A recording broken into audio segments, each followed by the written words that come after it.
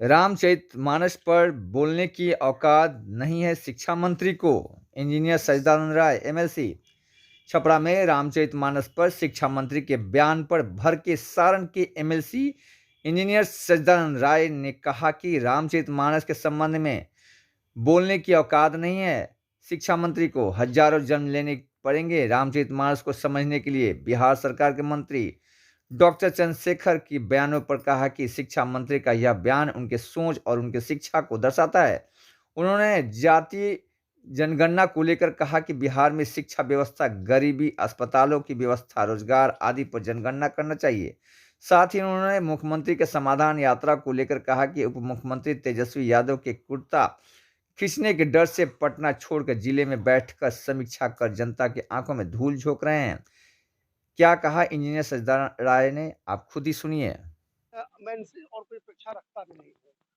आज सरकार में जो भी है या विपक्ष में जो बैठे हुए हैं, इन लोगों ने सिर्फ एक ही चीज सीखा है कि जाति के नाम पर, धर्म के नाम पर तरह तरह के जो है सो मतलब जो जो मुद्दे नहीं होने चाहिए, उन मुद्दों को प्राथमिकता देकर और किस तरह से लोगों के बीच में नफरत फैलाकर अपने वोट की खेती को सींचा जाए और उसके लिए कुछ भी कर जाएंगे, किसी भी हद को पार कर जाते बोलते ना कि रामचरितमानस पर बोलने की औकात डॉक्टर चंद्रशेखर की कब से हो गई।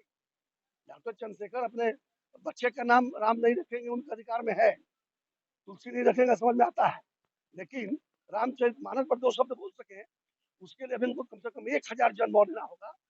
और कीड़े मकोड़े बनने के बाद जो लौट के आएंगे ना, तब जाकर समझ में आएगी कि रामचरितमानस में क्या बातें करती है।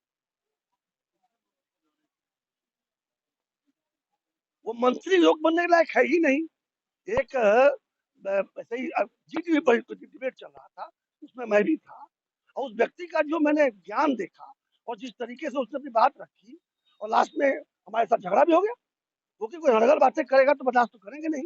अब चाहे मंत्री हो चाहे जितने बड़े नेता क्यों ना हो, तो वो तो मंत्री बनने के योग्य ही नहीं है।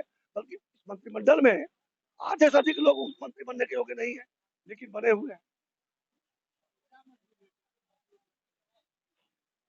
एक कुर्सी कुमार है, उनको अपने कुर्सी से मतलब है, इसके लिए बाकी देश के साथ में, राज्य के साथ में चाहे जो गलत काम करना हो करने को तैयार है।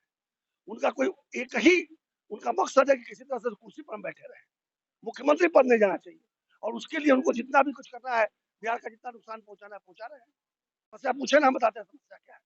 समस्या इन बच्चों के पढ़ाई की समस्या है, समस्या इनकी दवाई की समस्या है, समस्या जब बड़े होते हैं कमाई की समस्या है। समाधान है क्या आपके वापस में? उस दिशा में कोई प्रयास भी कर रहे हैं क्या आप? आंख में धूल झोंकने का काम चल रहा है।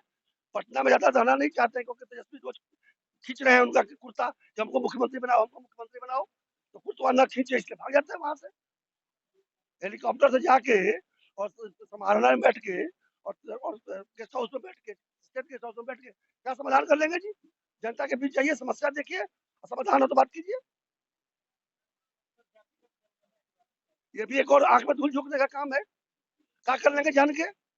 जो जानकारी इकट्ठा करते हैं अच्छी बात है, करेंगे क्या जानकर उसको? आपको पता नहीं कि देश में कितने, बिहार में कितनी गरीबी है? आपको पता नहीं कि 52% बिहारी गरीबी रेखा के नीचे जीवन यापन करते हैं? आपको पता नहीं कि 55% मर्द यहाँ के दूसरे राज्यों में जाकर मजदूरी करते हैं?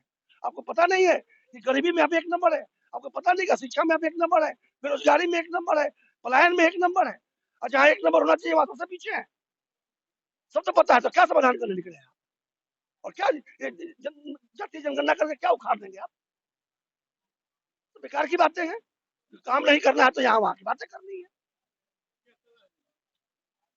सलाह तो पब्लिक को ही देंगे कि इसको उठा के नीचे उतारे लोग। बल्कि हम तो कहेंगे कि एक भी पार्टी ऐसा नहीं है जो वहां बैठने के योग्य है, चाहे वो भाजपा हो, चाहे जदयू हो, चाहे राजद हो, चाहे कांग्रेस हो, चाहे कम्युनिस्ट हो। एक की भी विश्वसनीयता नहीं है। इन्हीं लोगों ने तो पिछले 75 वर्षों में राज किया है ना, अब बिहार को गर्द पहुंचा कर रख दिया है। एक नई व्यवस्था को निकलना होगा, पब्लिक निकालेगी ना, जनता खुद ही खोज के निकाले विकल्प और उसको जिताए।